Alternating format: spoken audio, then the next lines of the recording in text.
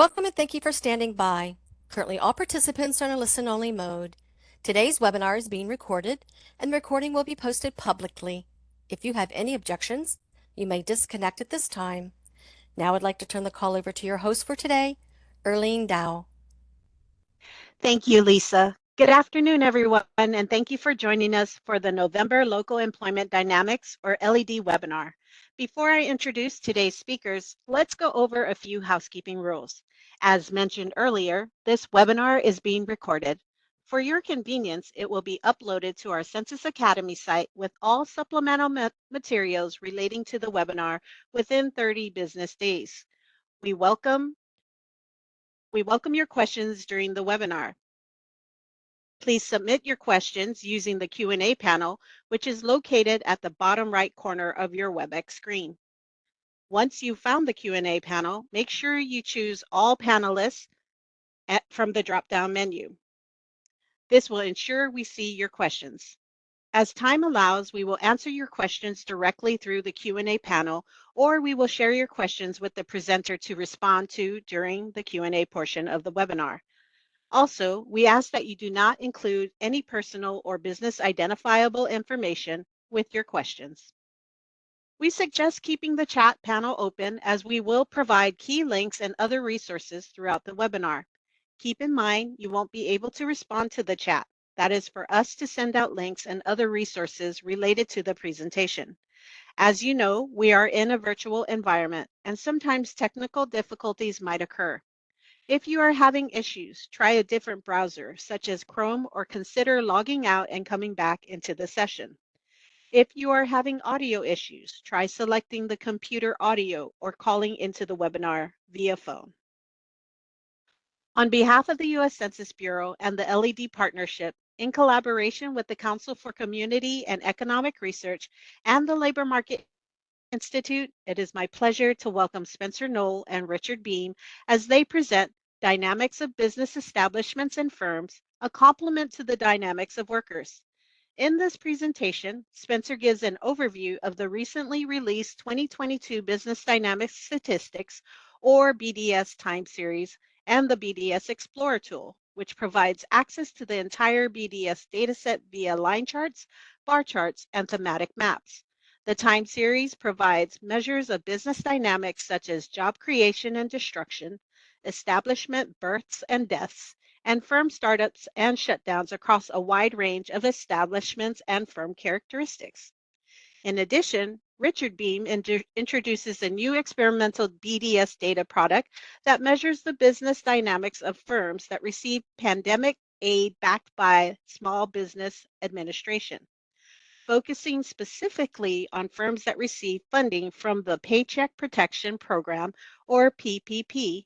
Richard will describe what types of businesses participated in PPP and how their measures of business resilience compared to non-recipients.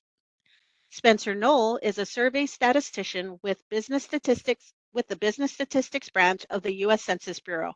He leads the production and dissemination of the Longitudinal Business Database and BDS time series, which spans from 1978 through 2022. Spencer regularly engages with researchers and data users, and he has presented in several webinars to promote the wide variety of the uses and applications of BDS data. He works extensively with the BDS Explorer data visualization tool, where users can compare, rank, and visualize BDS data across time, NAICS industry, geography, and/or establishment and firm characteristics. Spencer has a bachelor's degree in biostatistics from Penn State University. Richard Beam is an economist at the U.S. Census Bureau's Center for Economic Studies. As a member of the Business Database team, he is responsible for the development and production of several experimental BDS datasets. These include BDS products that examine single unit firms and recipients of PPP. Richard has published his research in Journal of Public Economics and routinely serves as a referee for internal working papers and numerous academic research journals. Richard earned his PhD and master's degree in economics from the University of Tennessee and his bachelor's degree in economics and finance from West Chester University of Pennsylvania. With that, I hand it over to Spencer. Thank you, Arlene. Good afternoon, everyone. My name is Spencer Knoll, and I'm going to be presenting on behalf of Business Dynamics Statistics today. Okay, so let's get started. The Business Dynamics Statistics, or BDS, is a time series that provides annual measures of employer business dynamics for the economy overall and then aggregated by establishment and firm characteristics. The U.S. economy is comprised of millions of establishments with paid employees. The employment of these businesses, it's constantly churning. Some businesses are growing, others decline or close, and new businesses are constantly replenishing this pool. Our program, the Business Dynamics Statistics Program, tracks these changes over time, providing annual measures of establishment openings and closings, firm startups and shutdowns, and job creation and destruction. A few of our published variables for all BDS datasets include the counts of firms and establishments, the employment, which is calculated in the pay period that includes March 12th. We have opening and closing firm and establishment numbers, and then the associated rates with those. And then also the jobs created and destroyed by all firms and establishments, and that includes the opening and closing establishments, and then also their associated rates. All of our BDS datasets are categorized by year, and we also publish by various geographies, including state, county, metropolitan or micropolitan statistical area. And then we also have a metro/non-metro classification. Our industry categories include sector, which is the 2-digit NAICS code or North American Industry Classification System code, along with the 3-digit subsector and then down to the 4-digit industry level. Establishment and firm breakouts by age and size are other categories of note that we publish. The BDS is unique from other census data products, mainly because of its time series aspect, which currently spans from 1978 to 2022. And with each BDS release, the entire time series is recreated and reproduced with updated data. The information that I will share with you today is through 2022. BDS sources its data primarily from federal administrative data, specifically from federal payroll tax filings, and data edits are incorporated from another Census Bureau data product called County Business Patterns. And these employer establishments are then linked across our entire time series in the Longitudinal Business Database, or LBD, and this is used to then create the BDS. The LBD is a confidential database that's available to qualified researchers, and that's through our secure federal statistical research data centers. Our scope and industry coverage actually follows County Business Patterns, CBP. However, BDS only publishes to the 4-digit NAICS industry level. And BDS's major industry-based exclusions would include employees of private households, railroad employees, agricultural production employees, and then also most government employees. Therefore, BDS data cover the practical totality of all private, non-agricultural employer firms throughout our economy. And here you can find our published data in a variety of different formats to suit your needs. We offer 13 different data tables on data.census.gov. And then these same data points are parsed out into our 134 different CSV datasets for download, and these are available on our BDS website. Our full-time series is available through the Census API and also through the BDS Explorer, where you can utilize the interactive charts, tables, and maps of our data. And of course, I'm going to be doing a live demonstration here of the BDS Explorer in a few minutes. Our BDS disclosure avoidance is consistent with disclosure methodology of CBP, the data product that feeds into the BDS tabulated data.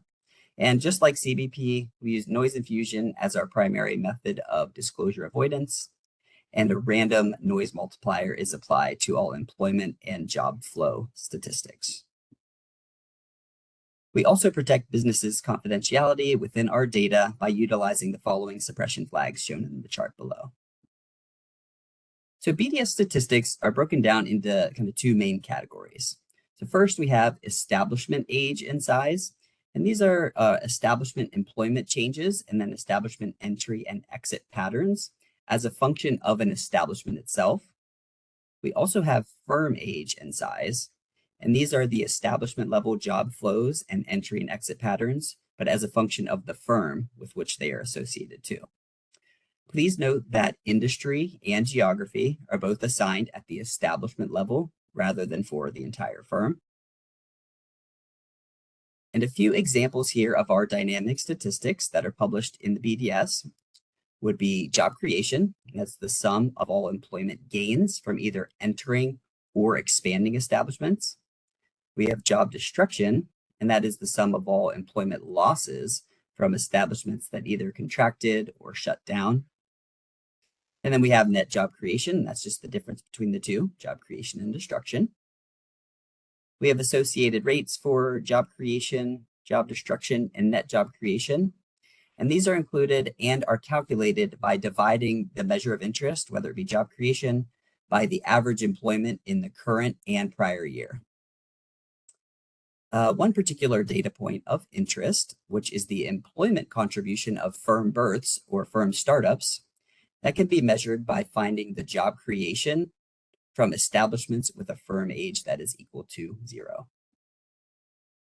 And the dynamic establishment and firm data in the BDS is complementary to the QWI and the dynamics of workers. While the quarterly workforce indicators measure individuals and their jobs, the BDS is establishment-based, and it is looking really at the establishments as a whole to see if they grew or shrunk or maybe entered or exited altogether. And also of note, the QWI merges on our BDS firm age and size data.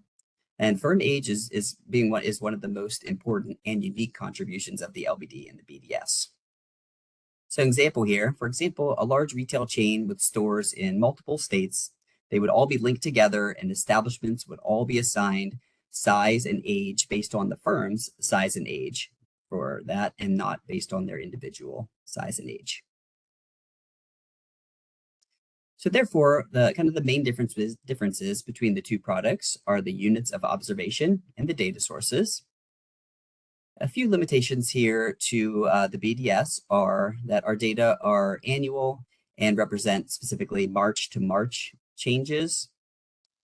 There is also a longer delay in publishing the BDS. However, we have the BDS is especially useful when you look at the extensive time series data that dates back to 1978.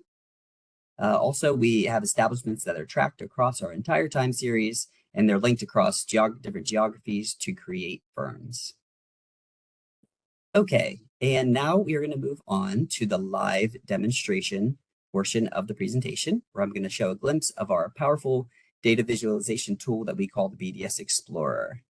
Excuse me quickly while I'm going to go off camera to avoid any bandwidth issues during the demonstration. Okay, sorry about that.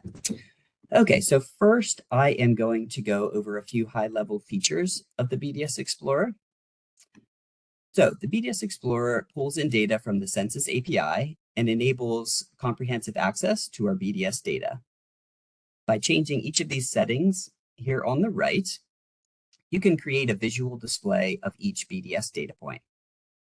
And at the top, as you can see, you can toggle between bar chart, line graph, map view, and a table display. And we'll go through all of those. And then the available selections that end up in the settings panel, and then these filters down below here, they're going to vary depending on which method you're using to visualize the data, and they will adjust based on your selections. Okay, we're going to reset the page here by clicking on BDS Explorer in the top left. So here, the bar chart option offers the most flexibility of all the visual displays. You can select a measure of interest right here.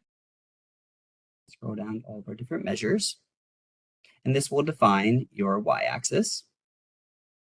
You can control the x-axis here by selecting either like specific years or other categorical features. And then there's also the group feature here.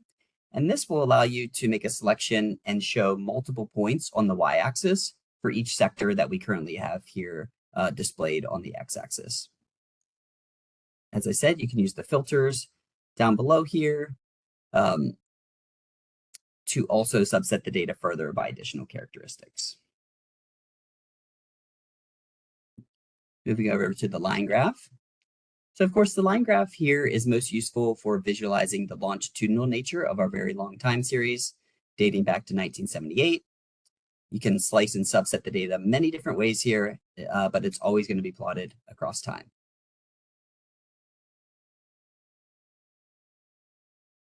Moving on to our map feature here. So this, of course, highlights our geographic-based data. And when we end up slicing by geography, we are limited to displaying just 1 year at a time here, and then also 1 measure at a time. But you can always add additional filters to subset the data. And as you can see, they're grayed out here, the 3- and 4-digit NAICS, because we do not publish anything greater than NAICS sector level detail at the subnational level.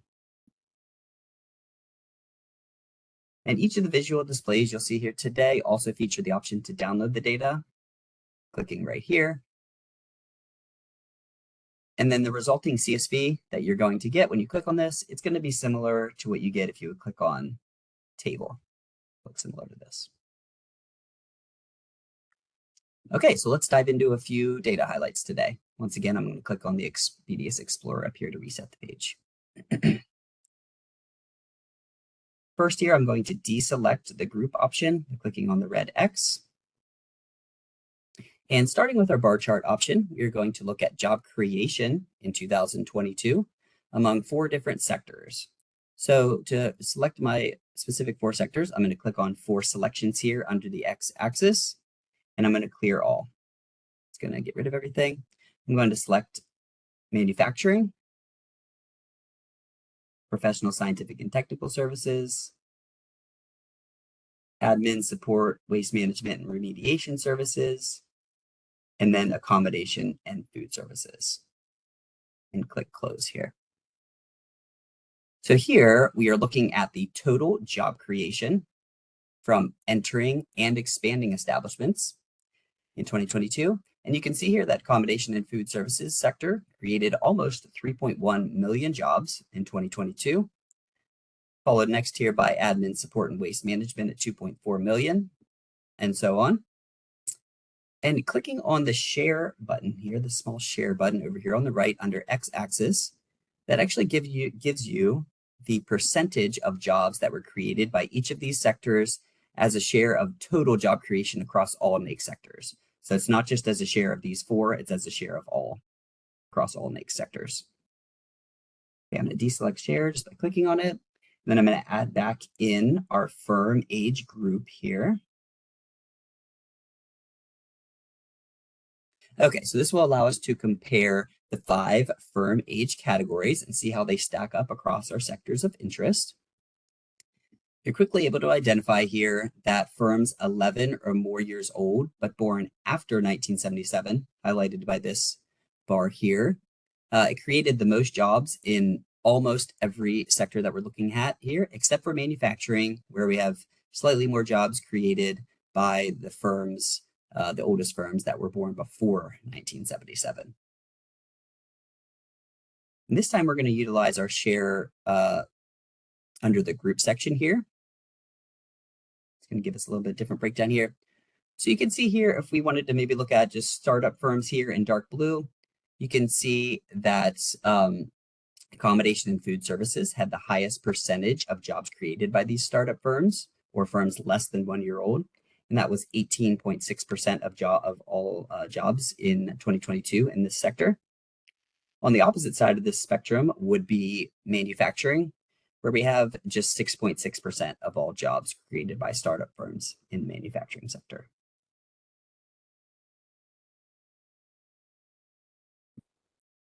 Okay, now I'm going to select something different, select measure here within the group section here. And this gives you the option to look at multiple variables of interest for each sector that we have selected. So first I'm going to clear all, and we have all of our options available here. And I'm going to go ahead and select establishment births and establishment exits.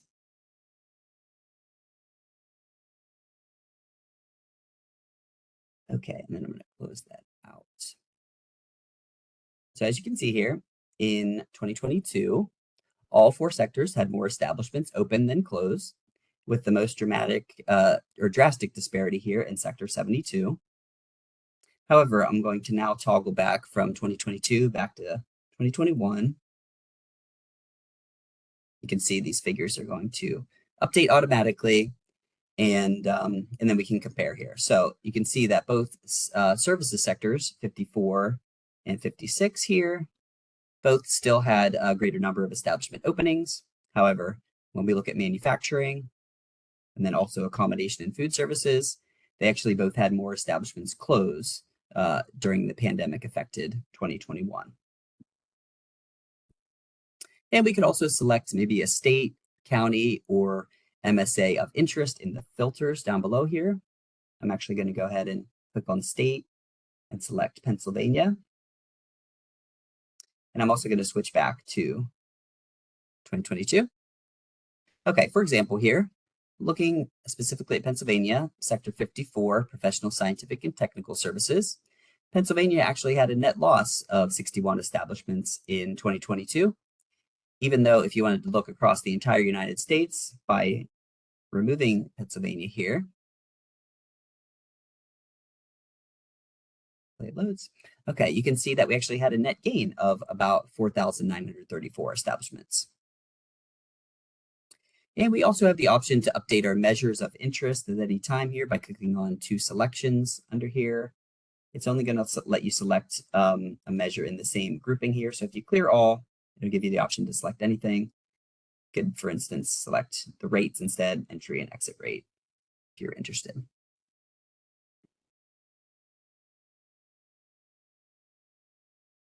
Okay, my last bar chart example today that I'm going to share involves selecting year as the group variable instead. So as you can see here, year is grayed out due to it's currently selected in the filter section down below. However, you are still able to select it here. I'm going to go ahead and do that. And the Explorer is then just going to simply omit the filter on year. And it's going to allow you to select multiple years in the group setting. So whenever you select year, the Explorer defaults to the most recent 5 years of data. And this is going to allow you to obviously see changes across time for our selected sectors. So this time, let's look specifically at job destruction for continuing establishments. So continuing establishments would be establishments that were active in the prior year and the current year. And we're going to update that as our measure of interest. So this would be job destruction for continuing establishments. Take note here of the significant increase in job destruction among these continuers in 2021 across all sectors, but it's especially of note here in accommodation and food services, specifically fueled by the COVID-19 pandemic. So you could also switch this to look at specifically job destruction among just exiting establishments, so or establishment deaths, by updating the measure of interest at any time, and you'll see it automatically updates.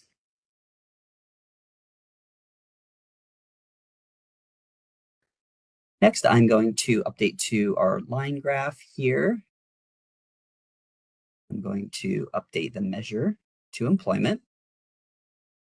And I'm going to change the group to, scroll down here to the bottom and select firm size. So now we're going to take a look at the line graph option and get a look at kind of the value of our long time series. So switching things up here a bit, here is the total employment across our 3 different firm size categories. In blue, we have firms with 1 to 19 employees. In yellow or orange here, we have firms with between 20 and 499 employees. And then in red, we have firms with 500 or more employees. As you can see, these 3 firm size groups have grown at very different rates across the course of our time series. So one way to kind of gain a better understanding of this would be to click on our index to 1978 button here under the x-axis. This puts all 3 groups at the same starting point back in 1978. And doing so tells us that if we're looking at 2022, large firms actually now hold 2.2 times more employment in 2022 when compared to 1978. Medium firms hold about 1.8 times, and the smallest firms hold just under 1.5 times. And let's say you wanted to do a similar analysis, but wanted to index back to any different year, you can do so by simply modifying the years of interest here. And the index feature will automatically update to the starting year to the earliest year that you have selected.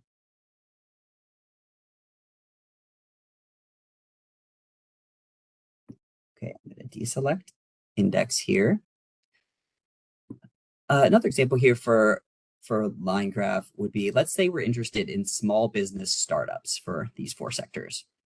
We can adjust the settings and filters to show specifically the employment that is held by new firms that have less than 20 employees. So to do this, I think I'm going to change the group section, the group setting here to sector again. And I'm going to go in and just make sure it updates again. So I'm going to remove retail trade, which we did not have selected before, and add in sector 56. And then let's go down below here. We're going to select a firm age filter of 0 years, so new firms, and a firm size of 1 to 19, so the smallest. And just as an example here, if you're looking at accommodation and food services in red, for 2021, small firm startup employment fell to just over 325,000, and that was actually the lowest level since 2003. But it then rebounded back to 391,000 in 2022, almost back to 2020 levels. And once again, you can clear out the filters by simply hovering over these and selecting the red axis. Okay, finally, our last example here, I'm going to select the map view. And the map view is an excellent way to compare BDS data across different geographies.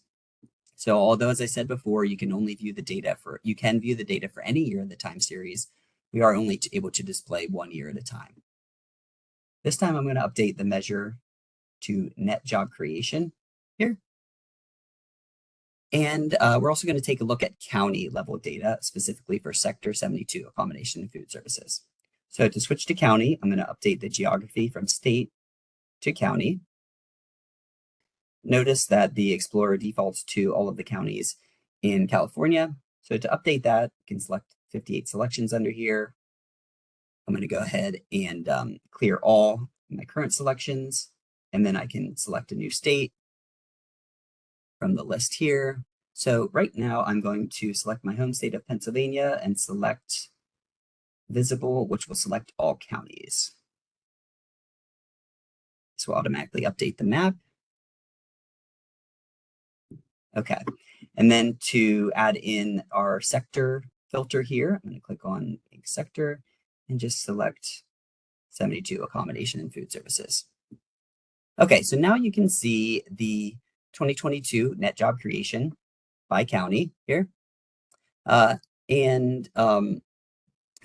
let's say we would like to better compare across counties with drastically different employment totals, such as, Philadelphia County compared to any of the other counties in the state. We produce rates for many of our dynamic measures, including net job creation rate. So you can update that here by scrolling down to the rate section and selecting net job creation rate. So this map obviously looks a lot different, and this will give us the rate of net job creation or a net job change within each county. And our previous selection there of net job creation itself really gives us the net jobs that were added or destroyed. That generally just highlights the counties with the largest populations. And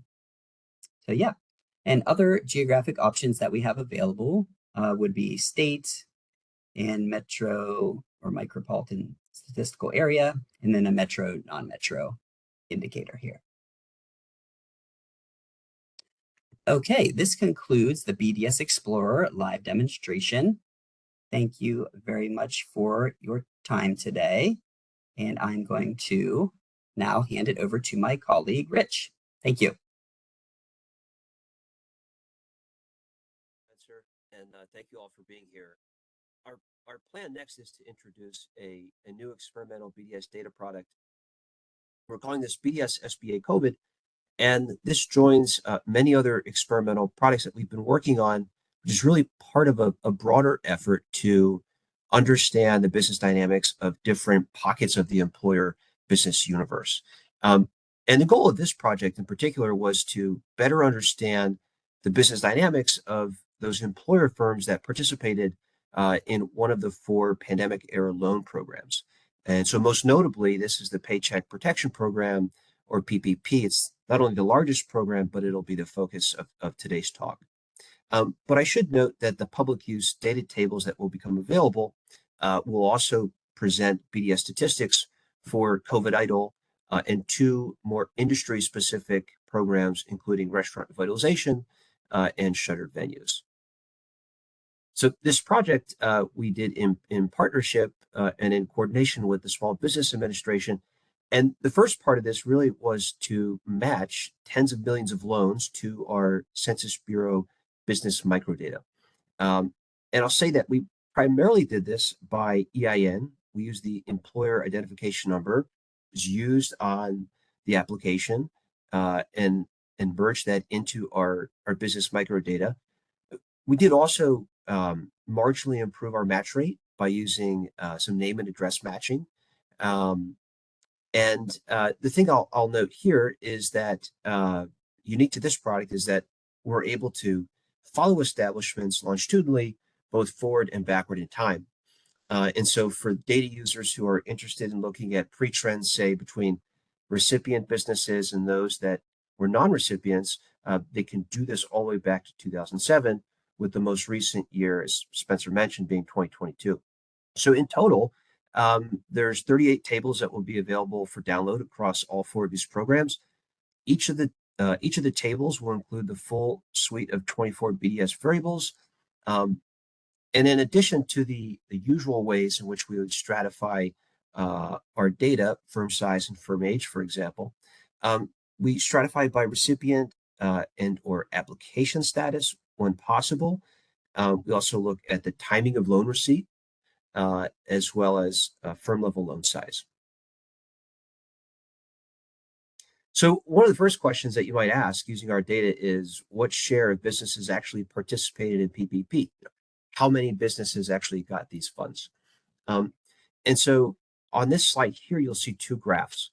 The graph to the left is plotting the take-up rate, or the share of firms that participated in PPP, by firm size. And to the right, we do this, but we're doing this by firm age. And so recipients in both cases are highlighted in green. The gray is going to denote non-recipients. And one of the first things you'll see here is that your mid-sized firms, those that employ at least 20 but fewer than 500 workers, tended to have the highest take-up rate for PPP. Your smallest firms, those that employ fewer than 20 workers, their take-up rate was about 20 points lower. And it's also notable here that large firms actually participated. And while this might seem a little bit counterintuitive, since the PPP program was geared towards small businesses, businesses did have the ability to qualify for the program using an industry-specific size standard that in many cases exceeded 500. But it's also noteworthy that when we calculate firm size, we're looking not only at the firm size in the current year, but also the previous year. And so we take the average. There's a lot of reasons why we might see take up in this 500 plus size bin. So to the right, we can look at the take up rate by firm age. And so I think what you see here is that whether we're talking about firms that are, 1 or 2 years old, or firms that were born at some point, before 1976, the take up rate is pretty steady. It's pretty uniform across those groups. But it's also noteworthy that startups participated. About half of new business ventures participated in PPP, which we think is noteworthy.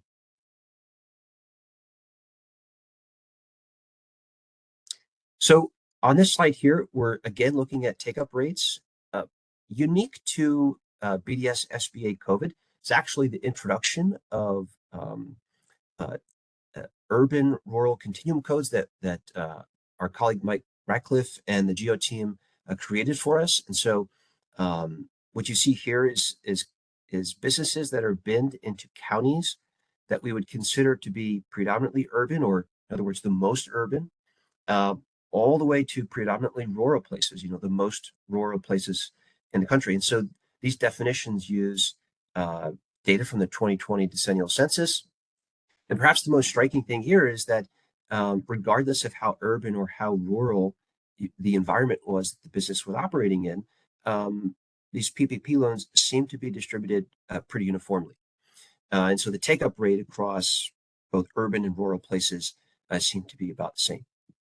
One thing that's not visible here is that for your businesses in predominantly urban places, what we find there is that businesses tended to get their first draw PPP loan later as opposed to earlier.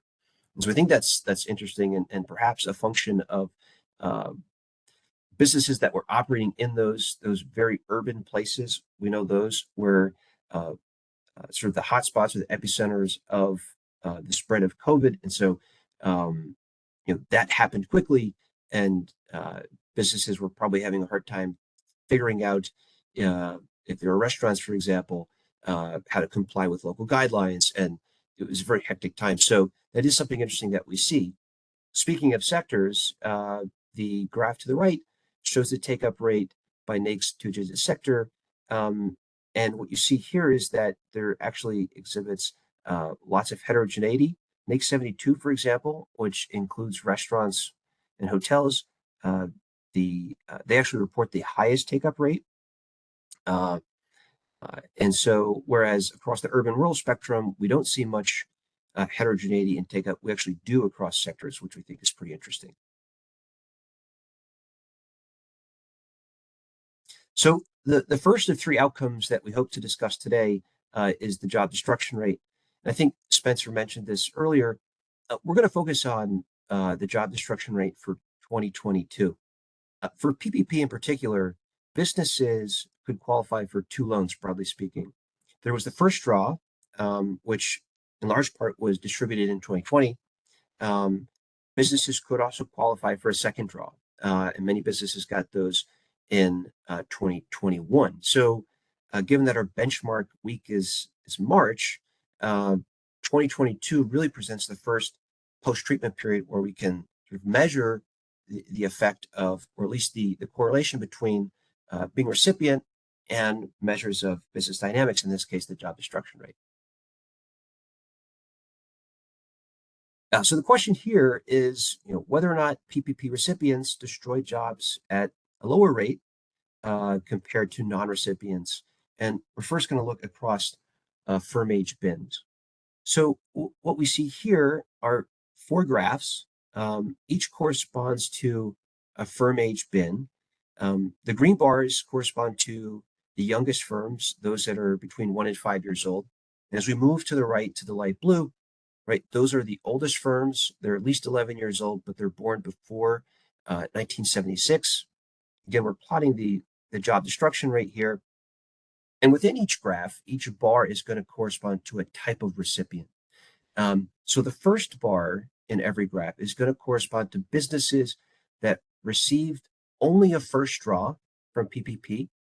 And importantly, that first draw was received early. The second bar corresponds to businesses that not only received an early first draw, but at some point in the following year, they received a second draw. So we'll occasionally refer to those as dual recipients. Beside those, we have businesses that only received a later first draw and businesses that received both a later first draw with that follow-up second draw at some point in 2021. And we can compare all of these to non-recipients or businesses that didn't participate in the program. And so I think the first interesting finding here is that for the youngest firms in particular, the youngest firms that received PPP, the timing of receipt seemed to matter.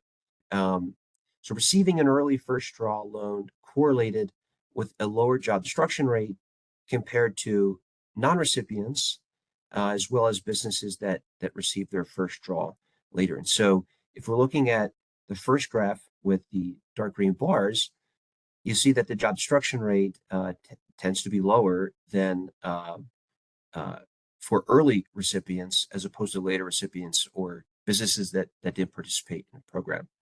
I think a little more subtle is the fact that these job destruction rates tend to decrease with firm age.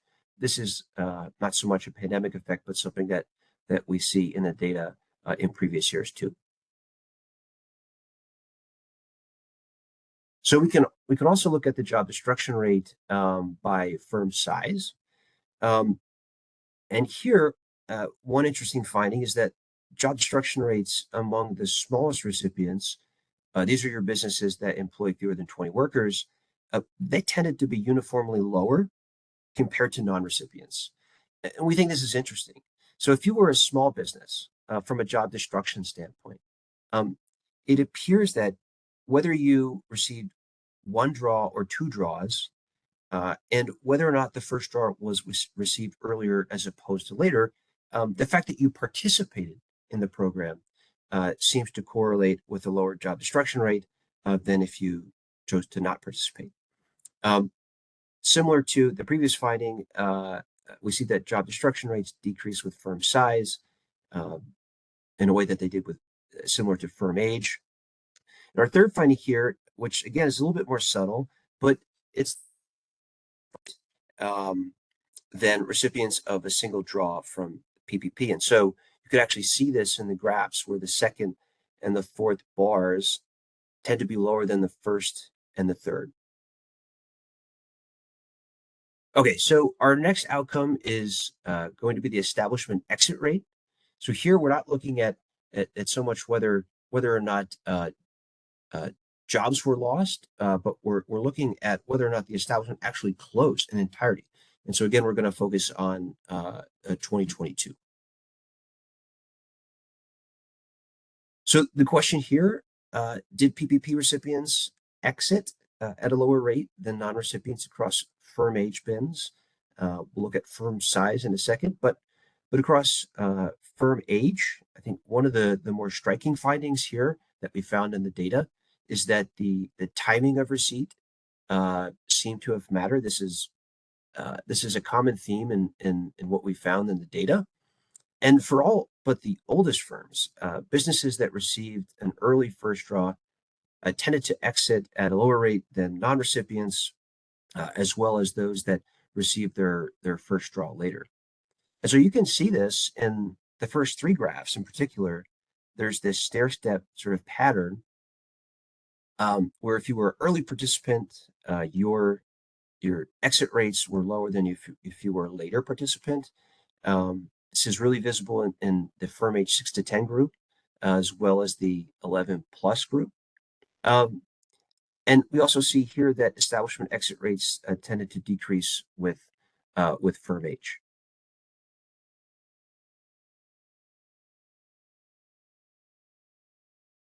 Okay, so moving on to firm size, you'll see here the smallest firms, again, in green all the way to the left, the largest firms in blue all the way to the right. We're going to come back to this concept of timing. The timing of receipt here seemed to matter for the smallest firms. And so what we see is that if you were a small firm that received an early first draw, that tended to result in a lower establishment exit rate compared to non-recipients and also businesses that received their first draw later. So I think what this is suggesting is that especially for the smallest businesses, perhaps the most vulnerable for during a pandemic, during an economic downturn, the stimulus that was distributed in the form of PPP seemed to really matter. And so, we're not saying that these are there's a causal relationship here, although we think that these are important and interesting correlations that warrant future research. But the fact that we see this for small firms and not necessarily for larger firms, we think is interesting. And then finally here, our second finding is that establishment exit rates at mid-sized firms that employ at least 20 but fewer than 500 workers tended to be the lowest among all three size bins. So the third and final outcome that we want to share with you is the net job creation rate. And so one question that we might ask is, were there jobs actually created on net? So much of PPP was aimed at preserving employment and preventing establishment exit. We think it's interesting, at least starting in 2022, to see if businesses that received PPP actually ended up creating jobs. And so on the next slide, what we've plotted here, this is the net job creation rate for 2022. Each bar represents a different recipient bin, of course, with non-recipients plotted as well.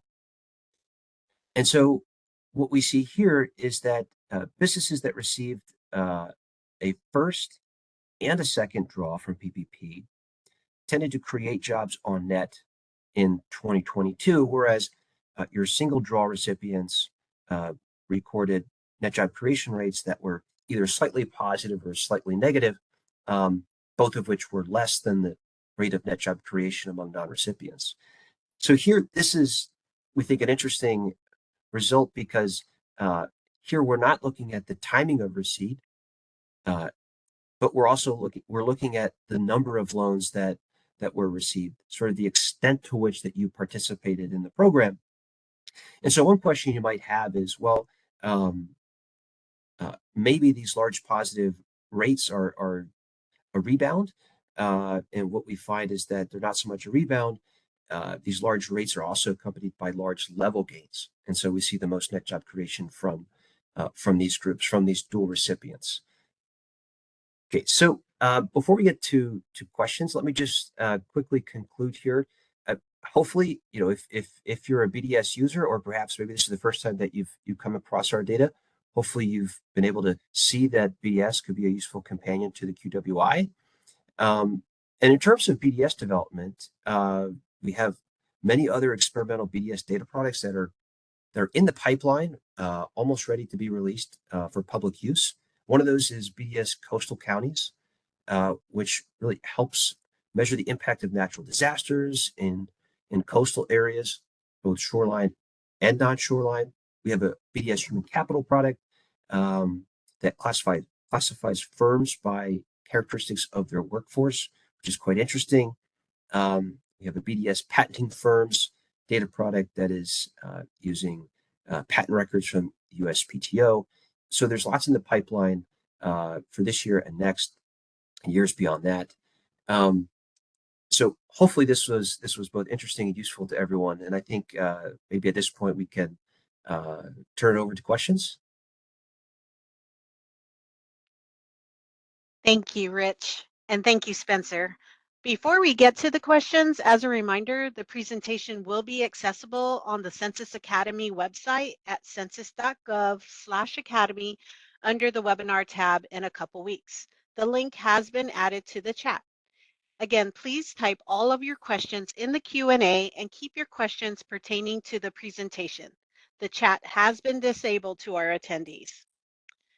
So currently, I am not showing any questions regarding the presentation. So I'll just give it a second. Oh, here we do. We have a question. How do you define establishment entrance and exits?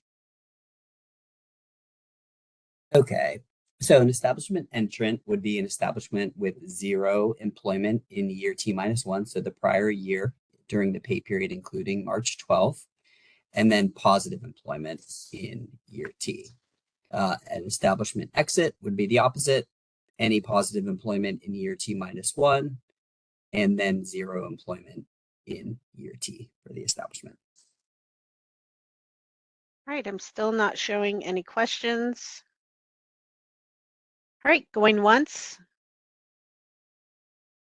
Oh, there we go. Next question is, so self-employers are not... Yeah, that is correct. Self-employers are not included. Okay, thank you. Yes. The chat kept getting in my way, so I couldn't see the question. No problem. Great. All righty. So thank you, everyone, for joining us this afternoon, and thank you to Spencer and Rich for their excellent presentation. Spencer and Rich, would you like to make any closing remarks? Just thank you everyone for attending. Hope you enjoyed it. Yeah, I'll echo what Spencer said. We appreciate everyone in attendance. And be on the lookout for additional BDS experimental data products to be released. And hopefully you're able to see our contact information. And if you do think of questions, please feel free to reach out. Okay, this concludes the 2024 LED webinar series for the year. We'll be back in 2025 with new exciting webinars. Until then, please have a safe and happy holiday. Upon exiting this webinar, you will receive a pop-up to an evaluation. We would appreciate that you take the time to answer the questions so we may better serve you with future webinars. On behalf of the U.S. Census Bureau and the LED Partnership, thank you for joining us today and enjoy the rest of your afternoon. This concludes today's webinar. Thank you for your participation. You may disconnect at this time.